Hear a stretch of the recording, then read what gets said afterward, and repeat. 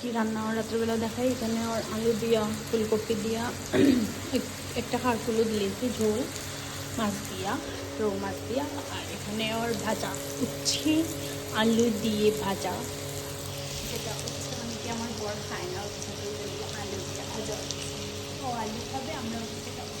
আচ্ছা সারো যাই গেছিলাম হসপিটালে, রিপোর্ট থেকে বাজে এসে। আর এতে বাজারের আমি বাজারে ভিডিও করা ভুলে গেছি, মোমো নিয়েছি তো ভিডিও করা ভুলে গেছি সবজি দিকে। আর তো আজকে রাত্রে না খালি কালকে দুপুর পর্যন্ত যেতেই রান্না হয়, আমার পিঠে রান্না শুরু করছে।